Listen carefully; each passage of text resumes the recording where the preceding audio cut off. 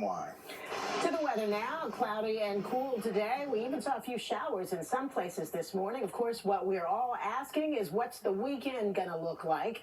We'll get our first look at the forecast with Danny Beckstrom. Oh, Sandra, I can't fix the temperature. We cool off again tomorrow into Sunday, but I can fix the cloud cover. Today is really gray outside. We've seen this thick layer of cloud cover across the tri-state all day long, developing a few light showers in spots. But that cloud cover clears out as we move into tomorrow. We're talking sunny skies for both Saturday and Sunday. Temperatures, though, will stay chilly. Right now, low 50s across the tri-state, and really, we don't move much today. We started in the upper 40s, low 50s, and we cap it here. So we do come in a bit cooler than yesterday and cooler than the seasonal average, with the cloud cover continuing for the next several hours. Now I want to factor in the rain. It looks like widespread steady showers, right? What we're seeing here is some moisture in the mid and upper levels of the atmosphere, but the air at the surface is so dry that all of this is actually evaporating before reaching the ground, which is why you're not really reaching for the umbrella if you're in New York City or north. But what we're seeing in the southern half of New Jersey, we do have enough moisture that these raindrops are probably reaching the ground. So for the southern half of New Jersey, we continue to see that rain chance for the next few hours, where if you're in New York City north,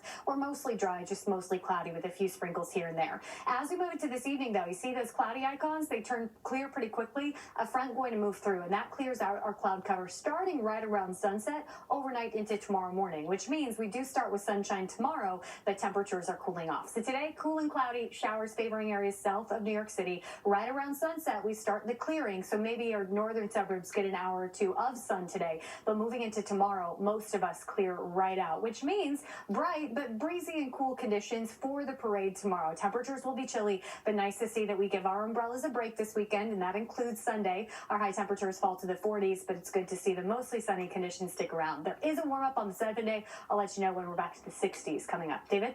All right, thank you, Danny. Tomorrow marks the 104th anniversary of the New York City Veterans Day Parade, the largest parade in the country honoring our nation's military. Among those joining in the celebrations, the crew of the USS New York, the Navy ship now docked at Pier 88. And on board that ship right now, Eyewitness News reporter N.J. Perkin, a sailor in his own right. N.J. Yes, Dave, we are live on the deck of the USS New York. It is what's known as an amphibious assault ship. It's tied up here on the Hudson River to celebrate, to commemorate Veterans Day. As you said, the ship's 500 crew members from the Navy and the Marine Corps are all here to take part in the commemorations this weekend here in New York City. As you would expect, some of the crew members are from New York City, Dave. The ship will, it's extraordinary, really, and not just because it's a 21st century marvel of naval power. The ship is made using 7.5 tons of steel salvaged from the ruins of the World Trade Center. In fact, there are reminders of 9/11 everywhere you turn on board the ship. Yes, it is the centerpiece of the weekend's commemorations that will culminate with the annual Veterans Day Parade through Midtown Manhattan. Thousands expected to line the parade route, as always, to honor the brave Americans who served and have served in the nation's armed services. City officials have been clear about this, Dave. There are no specific credible threats against the city at the moment, although security is being ramped up this weekend as a precaution. Among those on board the ship is Navy Ensign Glenn Field from Northport, Long Island. Well, one, it fills me with a pride I probably won't even know how to express for years to come. But also, it's interesting to look back on that day and how much it's impacted all of our lives, our national security, and my purpose in wanting to serve my country. And now I feel like I've come full circle in a sense. A part of the ship was actually made from remnants of 9/11 and the World Trade Center. Throughout the ship, there's constant reminders, whether it's a subway stop, recovered steel, or plaques from 9/11.